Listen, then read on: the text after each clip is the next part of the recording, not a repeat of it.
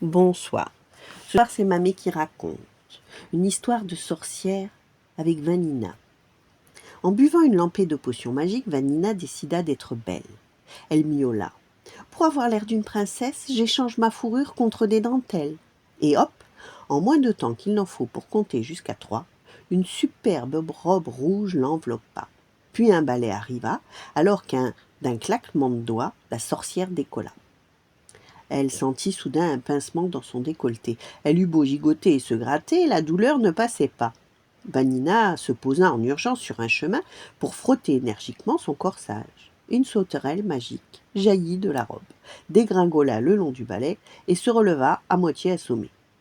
Salut, bégaya-t-elle. Je suis 00, l'aide qu'il vous faut. J'étais coincée sous tes dentelles. Mais que fais-tu là murmura Vanina. Je suis venue t'aider à accomplir ta mission. Il faut ramener à Morissette un bouquet de violettes offert par un prince. La jolie sorcière devint pensive. Quelle route empruntent les voyageurs dans cette forêt? Aucune idée, rigola bêtement la sauterelle. Pourquoi? Vanina fit quelques pas. Autrefois, elle avait vu un château. Elle se retourna brusquement. Où est la demeure du roi Hubert demanda-t-elle.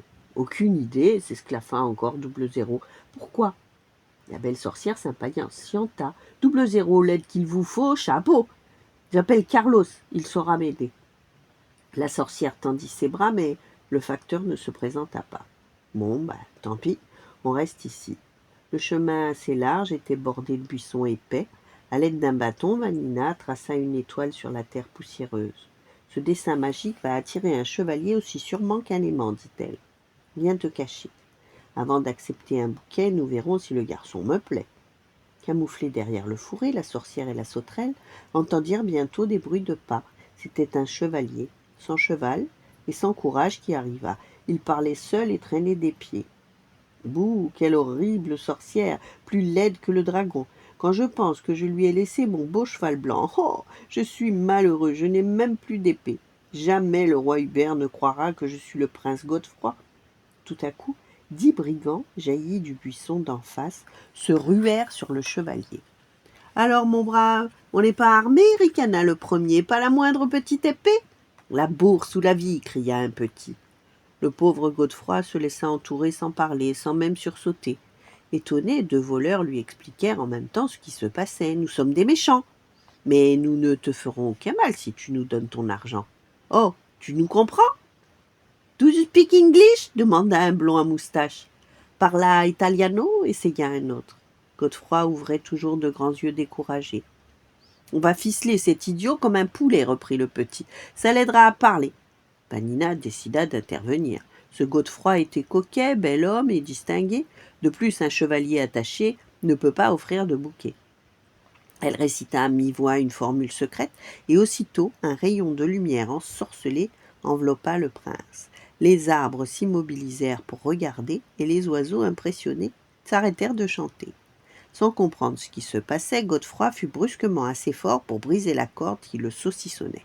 « Morbleu !» gronda-t-il, une fois libéré. « À défaut d'épée, c'est avec mes poings que je vous allez goûter. Approchez, sinistre compère, et je vous expédie loin de la terre. » Le prince Godefroy hurlait comme un ogre.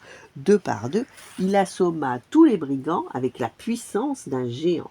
Impressionné, il admirait encore ses mains quand une petite voix s'éleva au-dessus des buissons. « Quel courage extraordinaire !»« Qui va là ?» demanda Godefroy.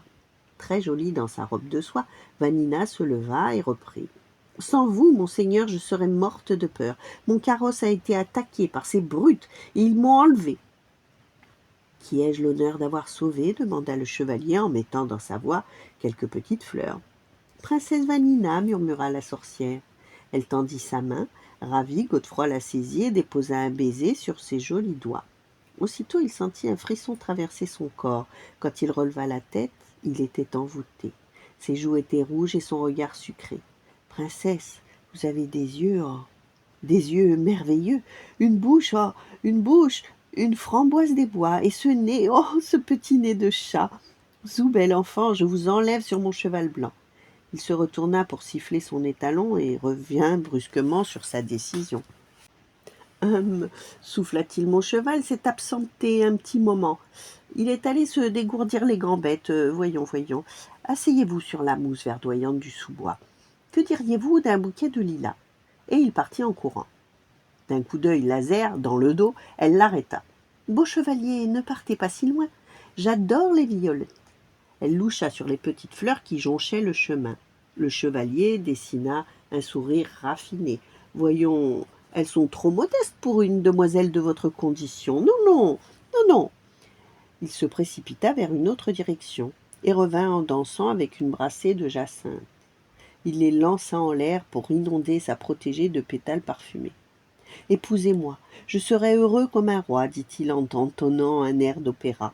Bien que conquise, Vanina fit la grimace. Mais je préfère les violettes, lâcha-t-elle. Le chevalier, étonné, cessa de chanter et ramassa les fleurettes demandées. Pendant ce temps, Vanina transforma Double Zéro en cheval blanc. Votre monture est revenue, dit-elle en sentant les violettes. Partez, je vous dirai bientôt si j'accepte de vous épouser. Mais, cher enfant, comment vous laisser seul? Obéissez sans poser de questions, rendez-vous ici demain, même heure, même chaîne.